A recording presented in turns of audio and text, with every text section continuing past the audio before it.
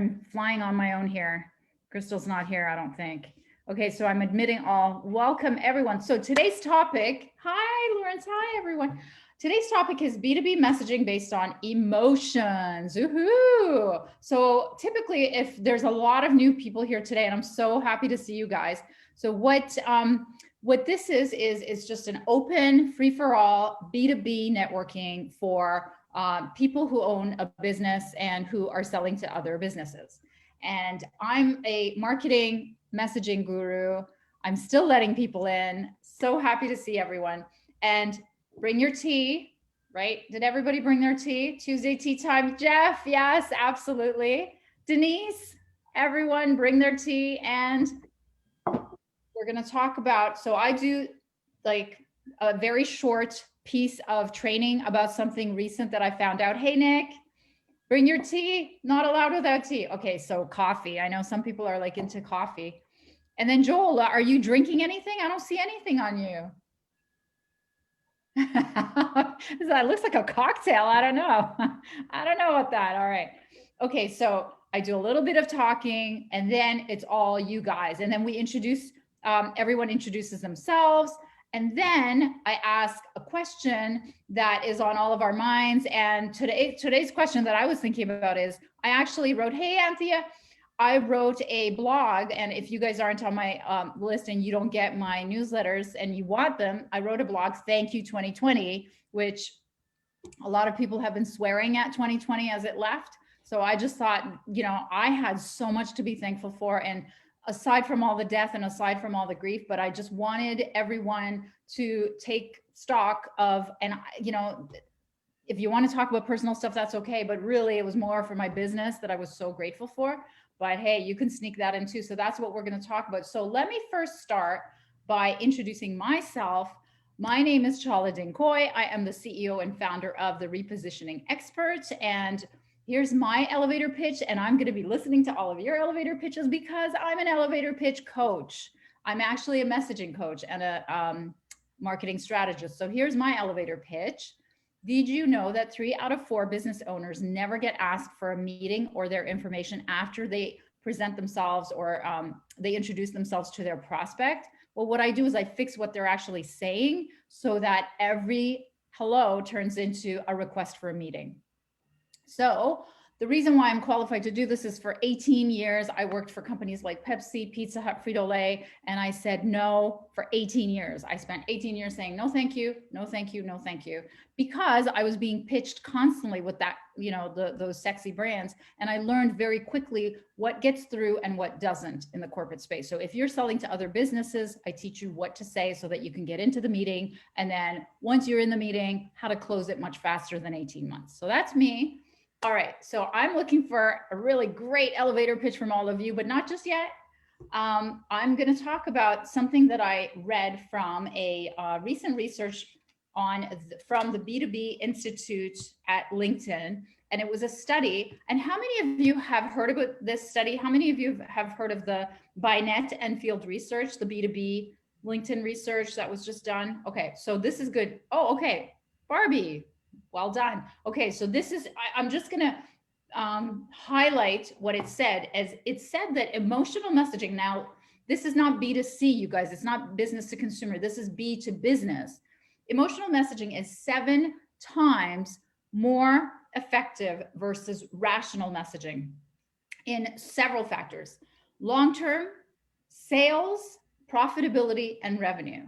So what do I mean by emotional? So you know that in advertising, when brands like Pepsi, Pizza Hut, Frito-Lay, they're advertising to consumers, they're always making you cry. Remember the Dove, you know, the beauty campaign.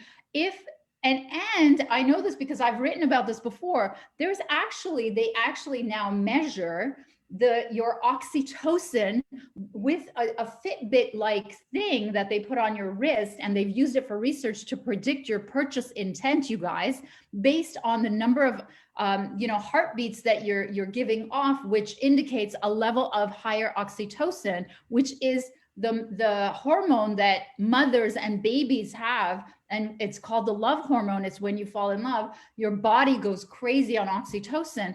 So if you are feeling oxytocin feelings, for a brand, whether it's B2B or B2C, guess what happens? The person is more likely to buy you. In this case, 7 times more likely to buy you in B2B. So how do you make this thing happen?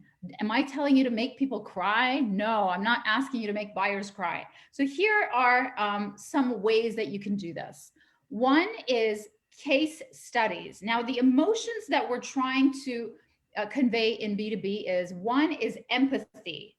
And I call this the we get you marketing. If you're able to tell through your case studies and stories the fact that I know your pain, I know exactly who you are, and I know your pain, that's such a huge part of the super niching concept that I teach. Because when you're super niching, you find a very, very specific group of people, narrow, and then you find a hook around their most expensive problem to specialize in, and that's your super niche. So when you're telling case studies about their super niche, they totally think you're talking to them. You're no longer generic, because in marketing, generic means death.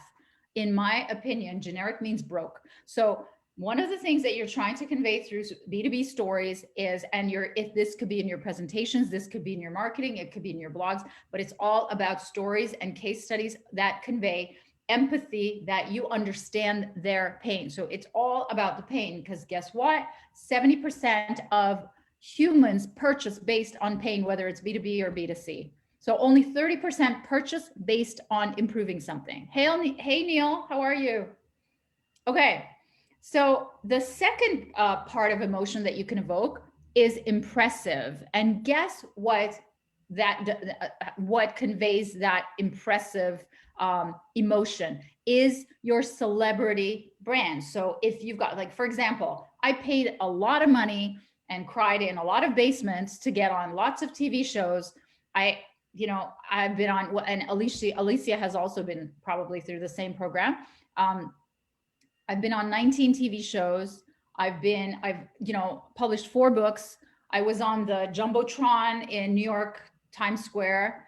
I've spoken at Harvard, and all these big names. And the reason for that is that whole impressive thing. Oh my God, I was even on the stage with Suzanne Summers, for which one of my colleagues made fun of me. But I used to watch Three's Company. I didn't know she was going to be there. I didn't really pay for her to be there, but she was there and she looked good. So Suzanne Summers, people. So all you're trying to get people to say is, how impressive is that? Okay, so that's the second emotion. The third emotion is likable. And the only way to do this is by being honest, like by actually showing your truth. Now, I don't want you to show your truth don't talk about your hell while you're in it. Talk about it if it's in the past. I don't want you to be sharing your guts out while you're still bleeding. That's what I always teach, because how can you convey confidence if you're still in it? So it has to be a pain that's past, and it has to be within context of what you're teaching. So I always give the example of a speaker, and it was at the time they used to have dinner speakers at conferences, and she was speaking, and she was a marketing speaker, her topic was marketing, and she started the conversation while the steak was being served about how her brother had shot himself in the head, and she had been in the same room, and he had sprayed her with his guts, his brain guts. And so we were eating steak at the time, and it had zero relevance to the topic, and no teaching points, none whatsoever. But I'm telling you this because I started with the road of being likable, which is being relatable, which is being authentic and open. But there are limits, and there are people who are using them, misusing them in a way that's hurting their brand. So remember, we're just a reminder for those of you who are new, we're talking about the B2B LinkedIn messaging study that came out and said that emotional messaging is 7 times more effective than rational messaging. Okay, so the emotions, I'll go through them.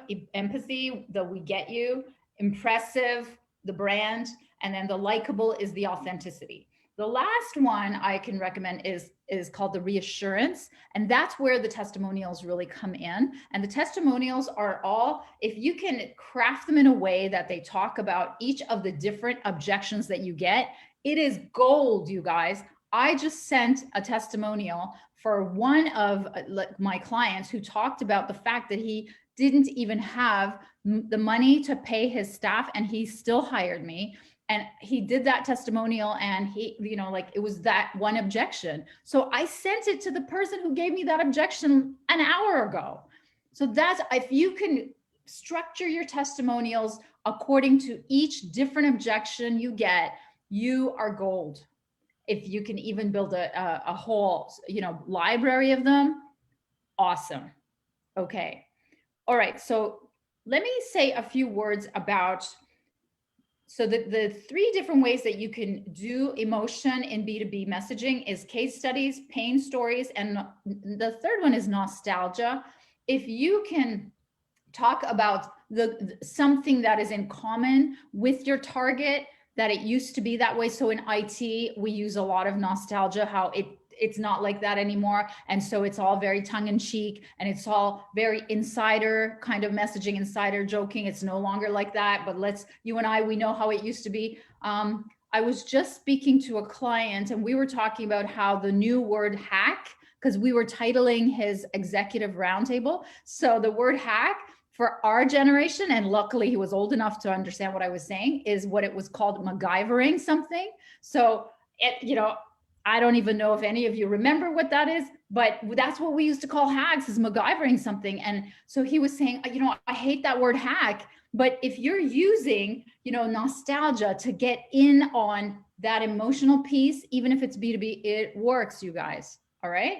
So those are the three ways that you can evoke emotion in B2B messaging. Now, where rational works.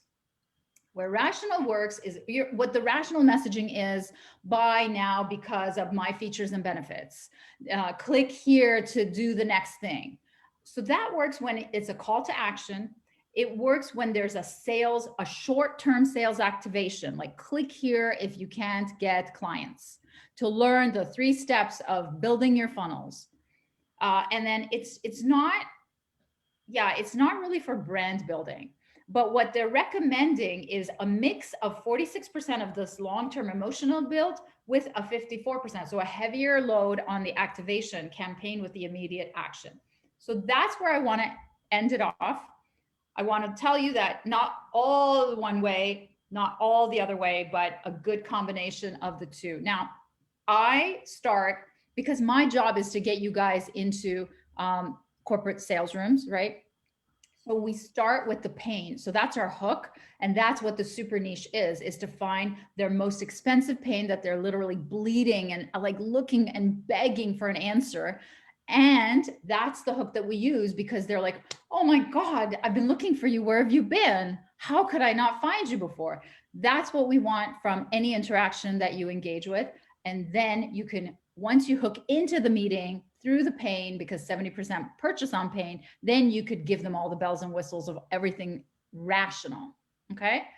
Ta-da. Okay. So now I would love to go ahead and meet all of you, and I'm going to take copious notes because some of you are brand new to this room, and I'm so happy that you're here. So I'm going to start with my screen, and I'm going to start with Alicia, my good friend. All right. Tell us who you are, what you do, and who you help.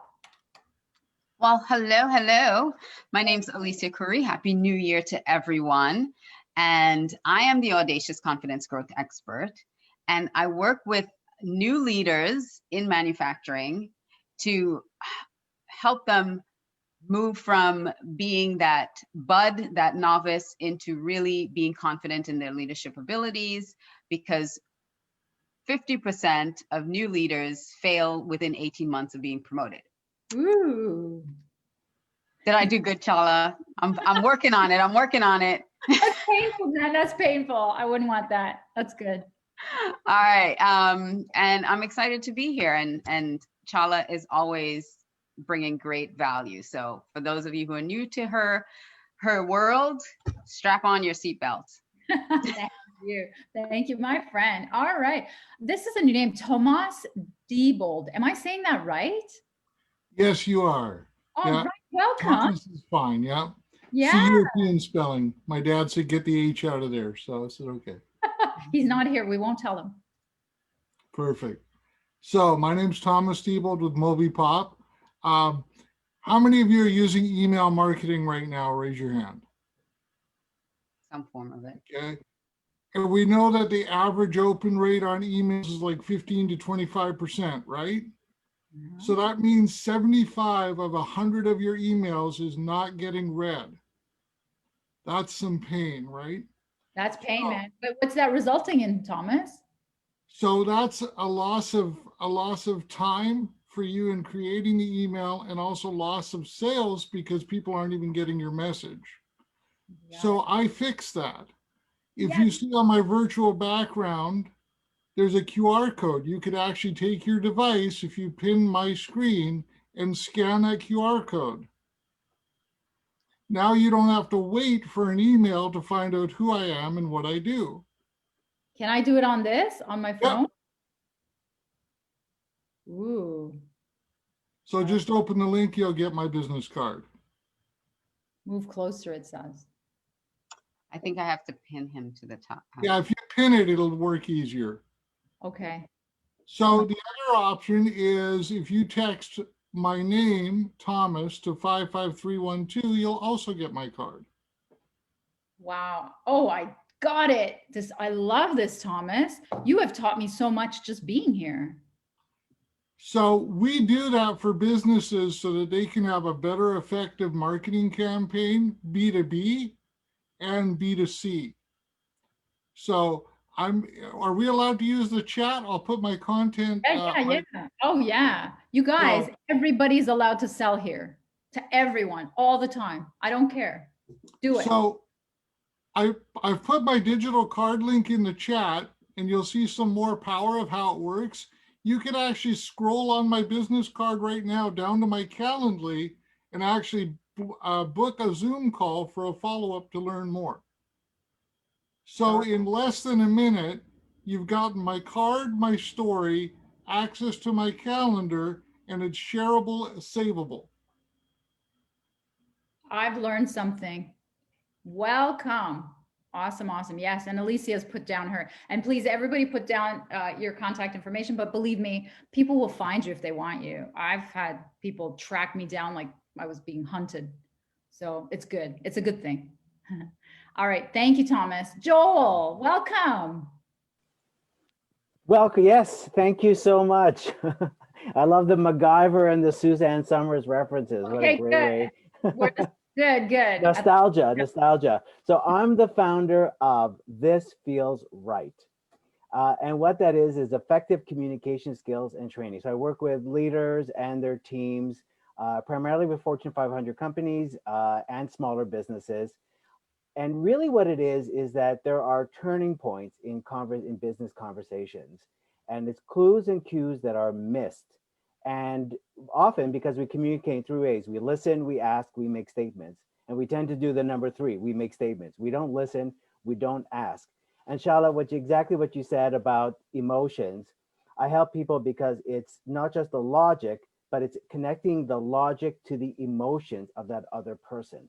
And my 20 years of working with companies, no matter what we're working on, if we're doing sales or we're doing coaching, if you ask everyone at the end of the day, what was my big takeaway? It's I need to listen and empathize more. I love it. Yeah. That is great. Thank you so much for being here. You're welcome. Thank you, Chala. Now everyone's going to listen better, right? That's right. Stakes are high. Yeah, exactly. All right, Jeff, welcome. Welcome, and thank you so much for the invitation. I greatly appreciate it, Chala. And to everybody, I hope you had a great holiday celebration. And we are kicking off 2021. My name is Jeff Englander, and I lead the team here at Cumino. Cumino is all about protecting the documents as they fly through the wild of the internet. So when you receive a document, whether it's by attachment or by machine generated, you know through my technology that it's workable and that you can trust it. And so too many documents have been corrupted by cyber attackers and cyber criminals who change things like bank routing information or shipping destination. So your goods, instead of being shipped to your home, they're being shipped to someplace over in Europe. Not exactly what you intended. The whole point is this: we protect the assets and we protect your brand. Thank you, Very Chala. nice. I greatly appreciate it. I I'll hope put those my European- information in the chat. Yes, please do. I hope those Europeans enjoy my tights if the shipping destination goes to them. Yeah. That's all I ordered. That's funny. All right. Okay, Denise, nice to see you. Let me get off mute first. Hi, everybody. Yeah, I'm Denise Heyman-Loa. I'm new to this whole crowd, which is fun to be here. I'm the CEO and co-founder of a company called Chari, which is spelled C-A-R-I-I. And our product name is called Connective. And what we solve for is the fragmentation in social networking and social digital tools. So we've provided a comprehensive platform for having your own personal or business rather site for social networking in a trusted environment that's geared to your brand. And our clients are organizations, we have financial services clients, we have social impact clients, we have professional networks as clients. Any business that wants to expand their web presence into a community is a suitable client for us. And I'm going to put our link in the chat. Very nice. Thanks for being here. Thanks for having me. All right, Barbie.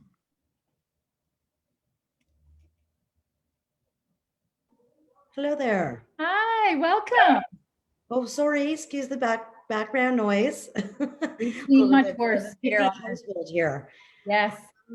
So thank you for having me this afternoon. And I do have my tea. Oh, yes. See everyone. Tea to all. So basically, I am new to this group as well. And again, thank you for having me. I am the CEO of TES, the Employment Solution. We're a privately owned Canadian company, but we operate in the US as well. We specialize in IT and engineering staff augmentation. So I'm sure there are a number of you that are very familiar with my business because you probably use contractors on the IT front or engineering arena. And just here making some new connections and see if I can add to any of your, if you need any information or anything like that, I'm here to help out. Thank you, Barbie. Thanks for being here. Thank you. All right, David. Hi, I haven't been here in a few weeks, but learn a lot coming back. Essentially for the new year, I'm branching out and doing some things on my own. And that one particular thing, here's the elevator pitch, is in the world of artificial intelligence and machine learning. Estimates are that about 75% of projects, both consultant driven and internal for data scientists and companies, they fail. And the point of failure is not the efficacy of the model or the ability of the model to predict. That's usually pretty good on a technical sense, but it's the adoption. It's the business person, it's the salesperson, it's the customer service person or the executive who just doesn't necessarily trust what they're getting in terms of a recommendation or insight from the AI or machine learning system.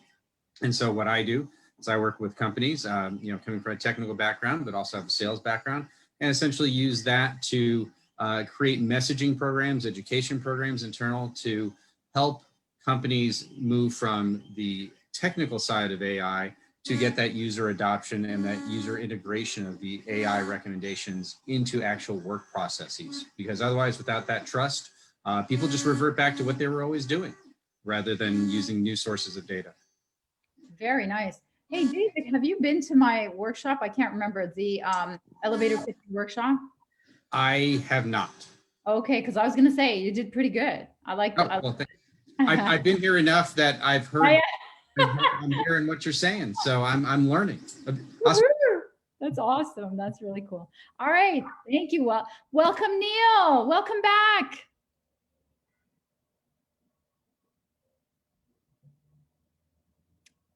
Oh, you have to unmute, Neil.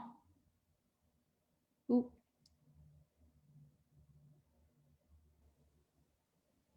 I think we lost him. Oh, he's still there. We lost his camera. I think Neil's still in Mexico. Oh, wow. Okay. Well, if Neil comes back, we'll let him go. But next on my screen is Lawrence.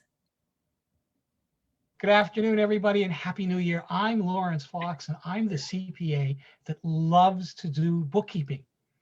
and I work with coaches, consultants, and creatives to help them stop worrying about their bookkeeping. Now, I don't have a statistic for you this week, Chala, but I'll get one for you next time.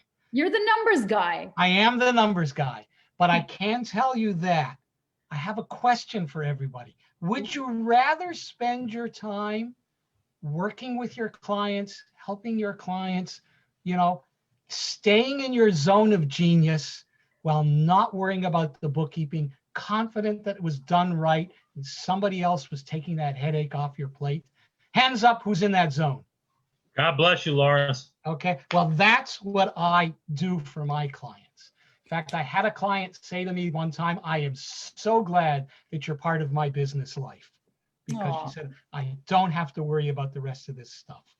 Very good. You've got 1,001 reasons why you hate doing the books, or you need some wise wizardly advice on your business processes, including moving away from this nostalgia and moving your books into the cloud, or how to get started with Calendly, something I've been helping a lot of my clients with because I was using it and they wanted some help with it. Then we need to talk. I'm the guy to call when you absolutely, positively hate doing the books, and I'll put my stuff in the chat box and we can book a half-an-hour appointment like Robert and I had a conversation before Christmas. Very nice. All right. Okay. Nick, welcome. So good to What's see you going on? again. I got to tell you, Lawrence is the most well-branded person. Oh, I'm not kidding. He's I mean, I'm snazzy. like, geez, Louise, that's fantastic. How you doing? I thought there was too many Canadians in here. Then I saw Robert wearing a Montreal Canadiens hat, and that was fun. Yep. My name's Nick. Vancouver. What's that? Grew up in Vancouver. And you Haven't wear had a Habs hat? haircut in too long, man. You don't want to see what I look like. Fair enough. My name's Nick. I grew up in Montreal and Toronto. I live in Phoenix, Arizona now because there's no snow. So a place to be. I was executive for 20 years in the cruise industry. We were little presenters. So I have pitched liquor, tobacco, Swiss watches, jewelry on 8 different cruise lines. And at the end, I was running multiple cruise lines of all their duty free. I help people with their sales presentations, or like what Chala does, in terms of like breaking down sales presentation and Zoom things and how we're adjusting to live presenting in these little boxes that we're in now. So hope it's not too cold in Canada. It's like skiing in Arizona right now. I'll bet. All right. Nice to meet you. So happy you're here. Go ahead, Nick. Rub it in a little bit. Listen, Lawrence, for real, I'm like, this is the accounting guy. This is forget bookkeeping. This is like the accounting guy that I need to introduce everyone to. I know. You do. You absolutely do. And he's styling. He goes to bed like that. I mean, not that I would know. But how do you not live and think that's so on point? Anyway, sorry, I'll shut up. Yeah, exactly. All right, Mary, welcome. Tell us what you do.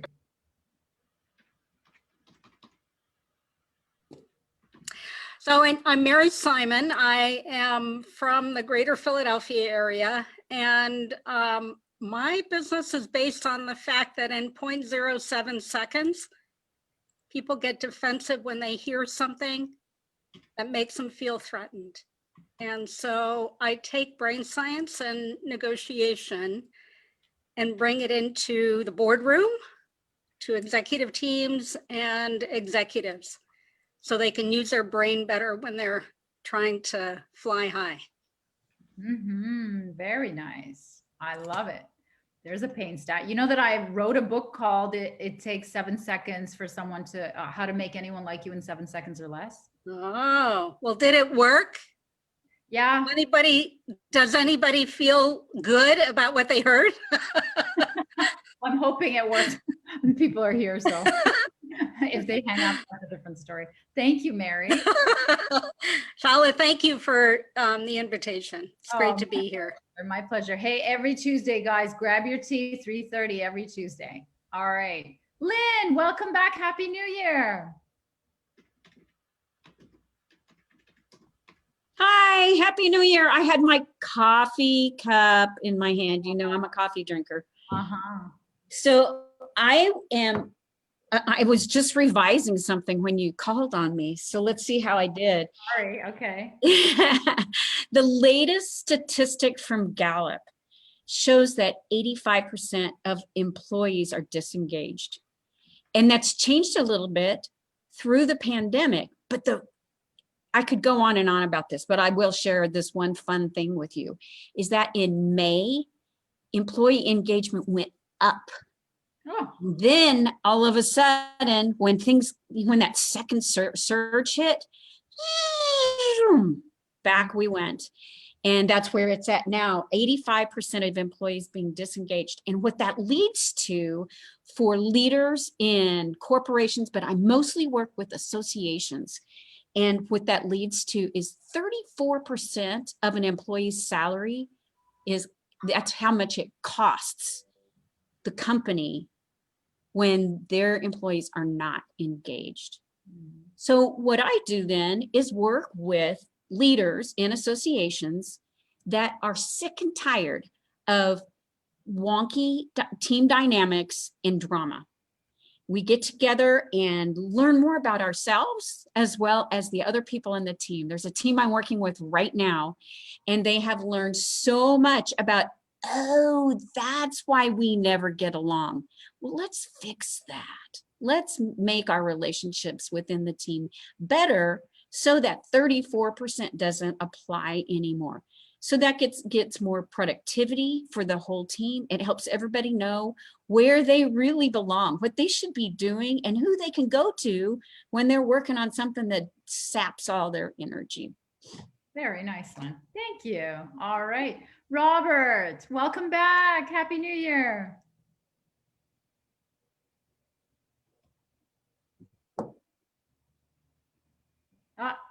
Unmute.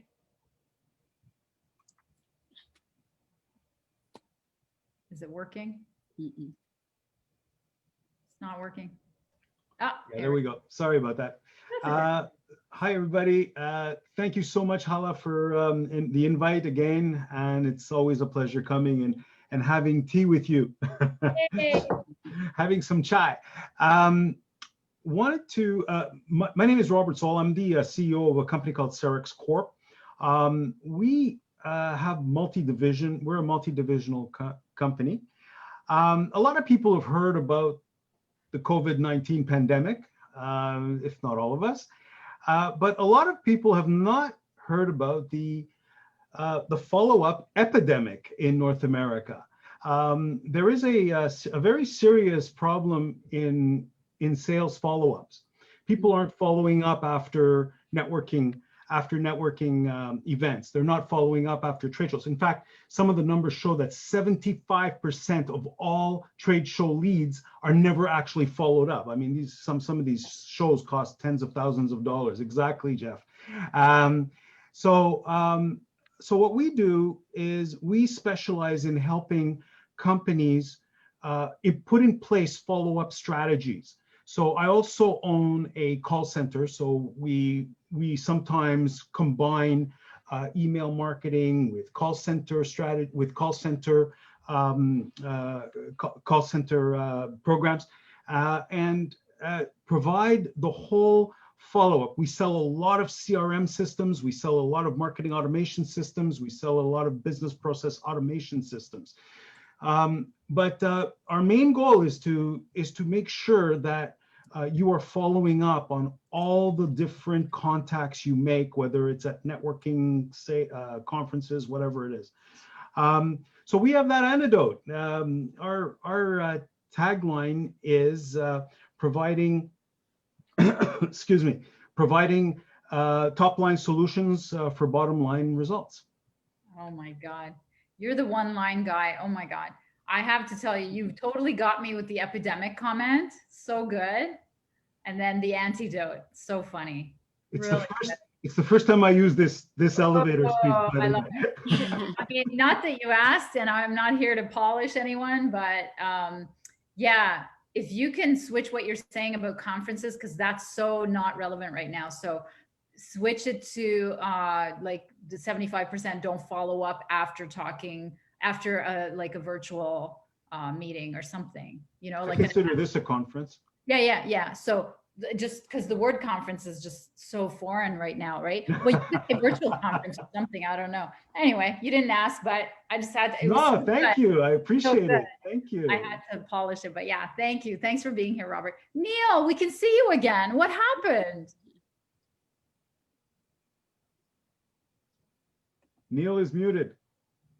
Oh, unmute. Neil, you're muted. Oh.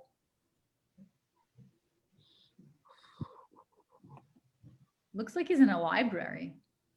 Maybe he's supposed to be quiet. Read a lot. Oh, There you go. there you go. Is that your house or is it a library? Oh, Apartment.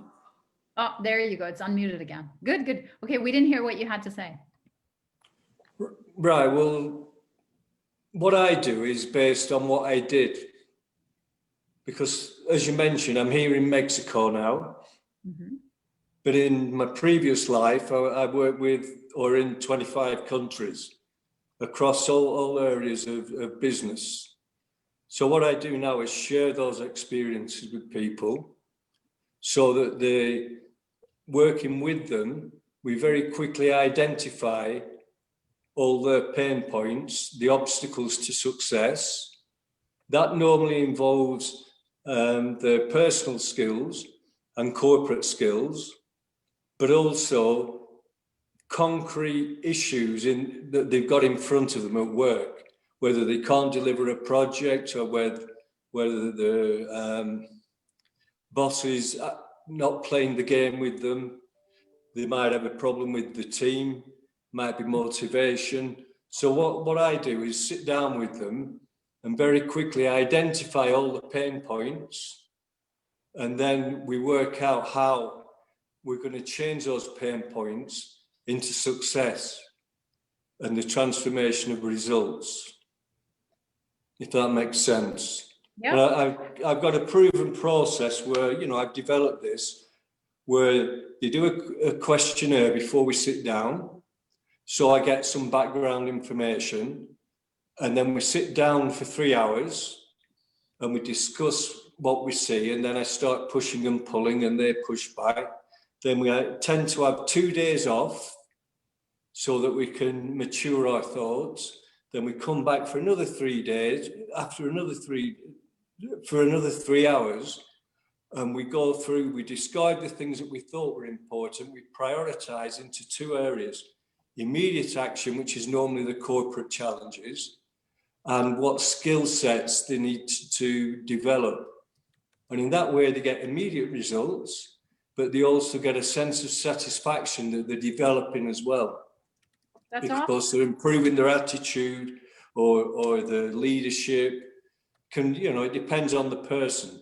Yes, And absolutely. so very quickly, after 6 hours, broken by 2 days, they've got a personal development plan that's concrete, practical, and changes their outlook and changes the results and therefore their lives.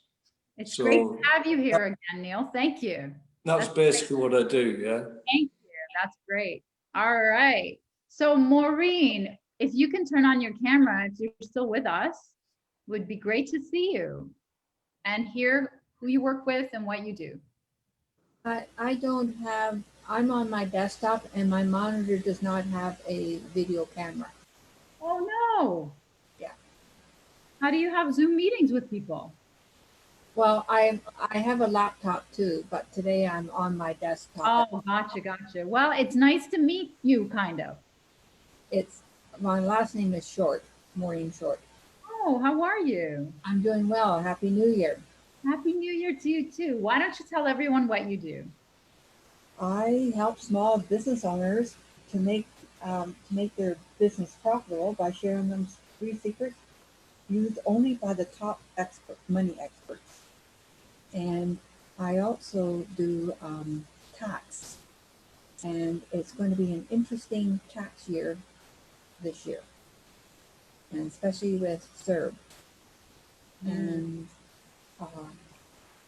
and I also have some people that still haven't done their taxes. In fact, one lady is 10 years behind in her taxes, and she just sent me the stuff for 2010. And she's not in jail? Uh, if you don't owe money, you seem to be okay for a while. But if you owe money, you'll get a letter from CRA, which one of my clients did. What's And we had a CRA? deadline of 6 weeks to get Canada Revenue Agency, Got it. our version of the IRS. I got I it. was gonna Less say Canada threatening doesn't than care the very IRS. much. Yeah, you don't want those guys either. They're a little bit nicer, Jeff, because they're Canadian, but you still don't want, still don't want them around. Thank you so much, Maureen. It's so good to run into you after so many years. Yeah. Okay, Gail, are you on the call? Can you turn on? There you are. How are you? I'm good. Sorry, I'm blinded by the light here in the afternoon. God, I'm so jealous. Well. It's so dark here. Yes, thanks for the invitation. First time here, and I am CEO running a business called Work Matters, where we work with visionary C-suite leaders who want to transform their organizations in record time. So especially right now during the pandemic, there are a lot of organizations that are rethinking everything.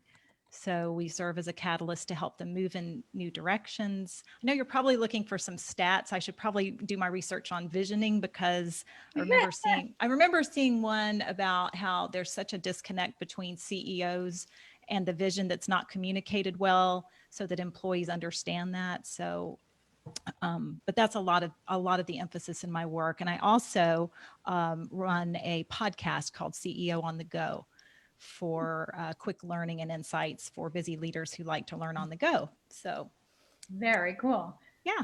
It's so nice to meet you. Thanks for being here. Thank you. And for those of you, Leon is in Israel, and it's very late at night for him, and his whole family's sleeping. So he's asked for us to just pass him on. And yeah, so we don't want his family to be awake, and we don't want to see him in his PJs, really. So I'm going to go through now, and we're going to go through everyone again, and I'm going to ask the question, and I will go, and we have just a couple of minutes left. So I would like everyone to say one thing that they're grateful for to 2020. And it could be your business, your personal, but I'm going to go with my business.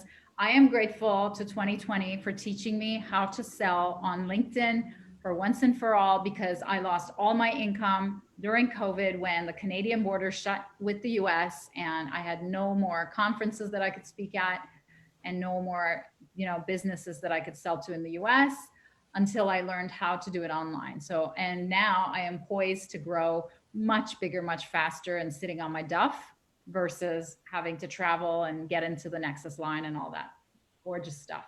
So that's what I'm thankful to 2020 for. Alicia. Hi, well, I'm going to go personal because I'm originally from Trinidad. I know a lot of Trinidadians are in Canada, migrated to Canada. But my mom lives in Trinidad. I've been living here in the United States for, I think, like 26 years. And so I don't get to see her often. And she was visiting me when the lockdown happened. So she's stuck here with me in Miami. So I've gotten to spend a year and a month with my mama. And I don't get to spend much time with her normally. So that's what awesome. COVID did for me, what I'm grateful for. Very nice. And I don't know that everybody could say that they're grateful for that, but I know. Oh, things have changed. Good for you. That's awesome. Thomas, how about you? Thank you, 2020. Why? For LinkedIn and Zoom. Yeah. Prior to the pandemic, I didn't know what Zoom was. Woohoo! And when the pandemic started, I was on an embarrassing Zoom call where a LinkedIn expert pulled up my profile to use as an example, and I only had 11 connections. And I hadn't looked at it since 2014. Wow. So I now have 660 connections. Woohoo! Learning how to use it effectively. And It's been a blast. So for that part, you know, it's gotten me out of the Stone Ages, and I've met amazing people like everybody on the call. And I feel like I'm in a Canadian reunion right now because I grew up in Vancouver and in Toronto for 5 years. Nick, I used to manage the building on the corner of Queens Quay and Spadina called King's Landing. So good to be Been here. there. Been there. But where are you now, Thomas? Well, my wife lied to me in '98 and said, let's go visit Florida, my parents. And so I've been visiting ever since. Oh, I bet you're stuck there too. Yeah, yeah. I wish. I'm okay with it. I wish I could be stuck in Miami or Florida. Yeah, that's great. Joel, thank you, 2020. Why? Yes.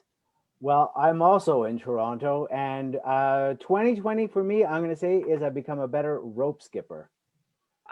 Oh, gym. The gyms are closed. Is that what you're talking about? The gyms are closed, and I last picked up a skipping rope maybe 30 years ago, and so now I've gotten into skipping rope, and I'm loving it. My God. And I just want to say this is completely irrelevant, but you know how much a pair of 15-pound dumbbells cost now? Crazy. Yeah. It's $100. I'm going to pay it. I'm going to pay it.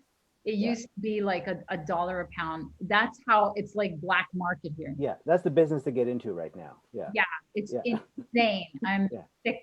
But anyway, thank you. Great, awesome. Jeff, thank you, 2020. Because I am very grateful for my family. I had the opportunity to have my college age kids home for a better part of 2020. And my wife and I were realizing that this is probably the last time all four of us are going to be under the same roof for a long period of time, which is why I'm in my basement, by the way. You can tell I'm in my basement. But I am very grateful to have them here. And they are like, can't wait to get out. We're tired of mom and dad. That's okay. I'm good with that. You know, I'd rather have them be tired and move on, you know, but because we don't really want them in the house for a long time. But it's just nice to be here. They're both in college, and hopefully they'll get jobs when they graduate. But in the meantime, it's just great to have them here. And by the way, Chala, I meant what I said, that I thought your photograph of you and Logan was outstanding. I just thought that was a great photo. I'm not sure where it was taken. Maybe you could share that, but I thought that was your best photo. Florida. Thomas was behind us. No, I'm kidding, but it was in Florida. Yeah. Thank you, Jeff. And you know, in marketing, we call your situation captive audience. So it's great that you have the kids like contained. It's good. And they're captive, all right. Yeah, exactly. All right, Denise. Thank you, 2020. Why? Well, two things. One personal and one business. On the personal front, I'm a new grandmother. Woo! So that's very exciting. The first one, she was born on March 20th, and she's absolutely spectacularly adorable. Wow. And smart, and my son, you know, it's amazing when you know you've raised your kids right, when they do two things. One, they can be financially independent, which is a really important thing, right, Jeff? And two, when they have their own kids and you watch them raise them and they do a good job. It's so validating, satisfying. Thank you. Oh, yeah. Oh, on the business side, I'm just excited because the COVID situation and the pandemic has really propelled digital adoption. And I think that the new change that we're seeing in the world with people doing Zoom, and first of all, it's way more efficient for me because I don't have to travel. But second of all, I really think let's keep the good stuff, because I think we've learned some good skills. And a lot of people are adopting technology solutions much more quickly, which of course helps my business. Yeah, so, exactly. Yeah. That is great. Barbie, what about you?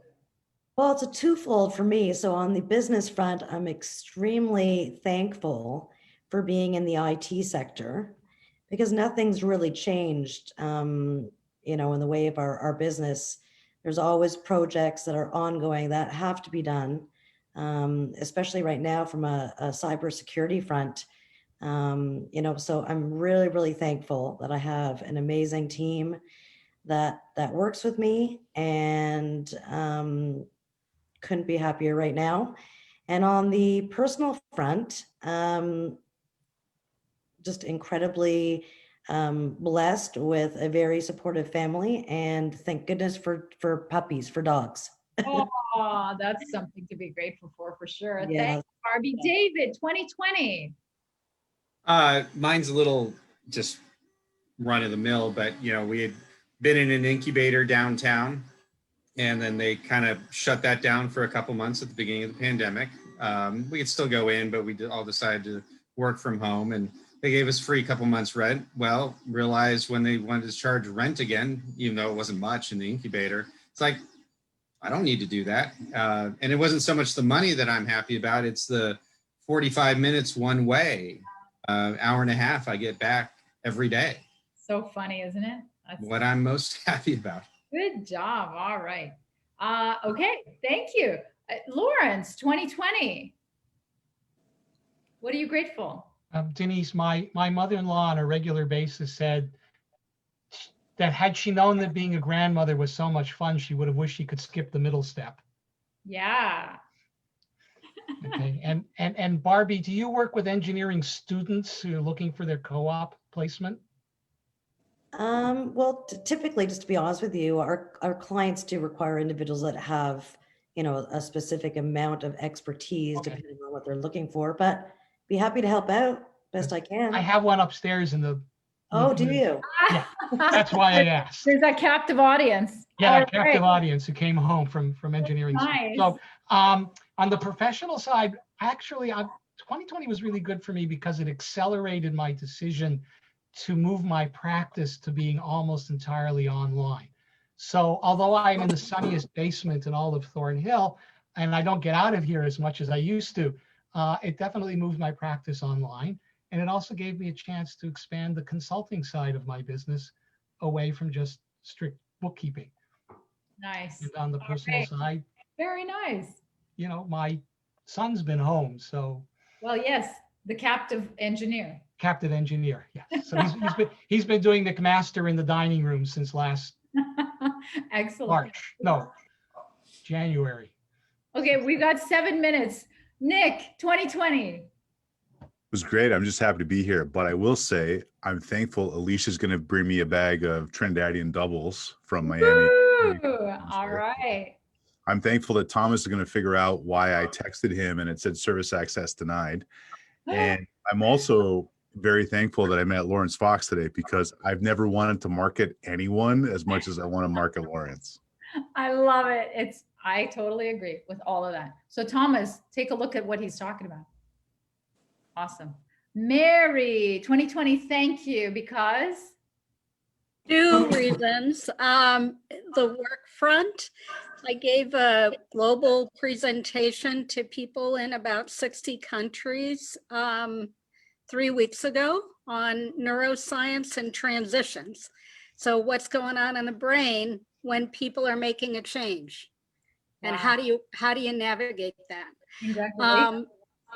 It was awesome. It was incredible. It was so much fun. On the personal side, a year ago this month, we were preparing to go a few hundred miles above the Arctic Circle in Norway and Russia. We were on a polar expedition in the Barents Sea.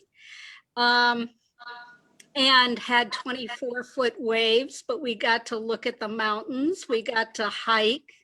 It was amazing. So that lasted for an entire year. We were like thrilled once we got our warmth back. You guys, what kind of amazing, interesting people are there on this call? I don't know.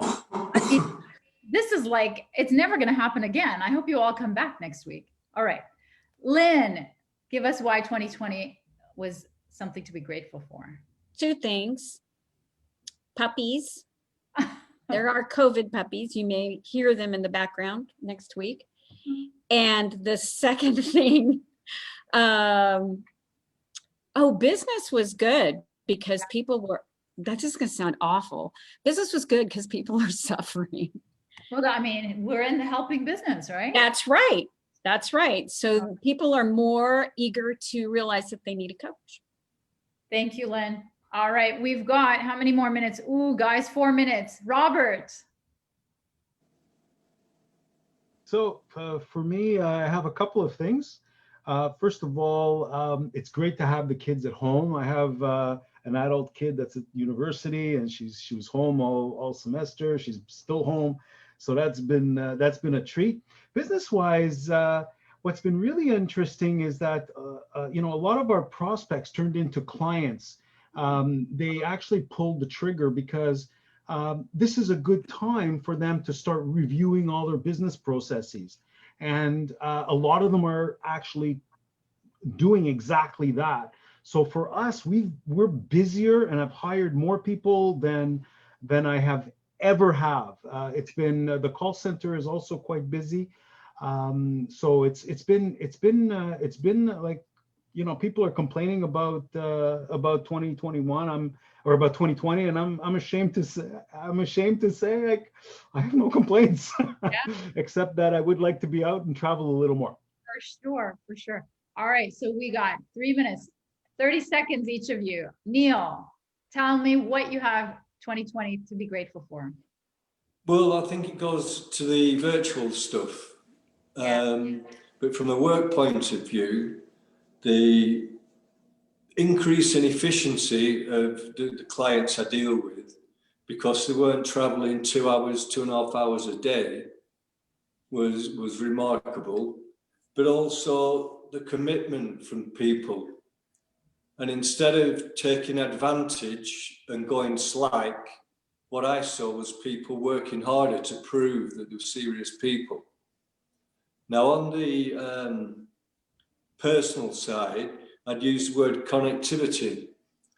That I didn't really use Zoom, but when all this crazy stuff happened, more and more times I was connecting with old friends. I spoke to my mum and dad much more, and there was just everybody realised that we're taking those relationships for granted. And so now we've got stronger relationships because of the virus than we probably would have made. And part of that is having more time as well, yeah? So that was it for me. Thank you, Neil. Maureen, and then we have Gail, last but not least. So Maureen, if you're still with us, what do you have to be thankful for in 2020? I'm grateful that I have my health, and business-wise, I have my own Zoom account. I never learned how to use Zoom, and it's been great. I've been talking to my nephew in Vancouver on December 30th, and I saw the whole family and had a nice chat with them. So it's been wonderful with Zoom. That's great, Maureen. And maybe next week you'll even have a camera. Yes, I will have a camera. Awesome. All right, Gail, tell us what you're grateful to 2020 for.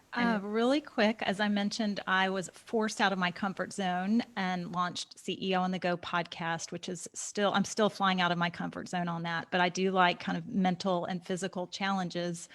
So the physical challenge I was able to do was I learned to walk on my hands last year. So crazy. You're the first people I've shared this with. Oh my God. It's insane. The caliber of people in this room. I mean, what is going on? It's amazing. Anyway, that's great. Yeah. Thank you, everyone. I am so glad that we started the year off. Come back next Tuesday, bring other interesting people. If they're not interesting, they're not allowed. If they're not drinking tea, they're not allowed.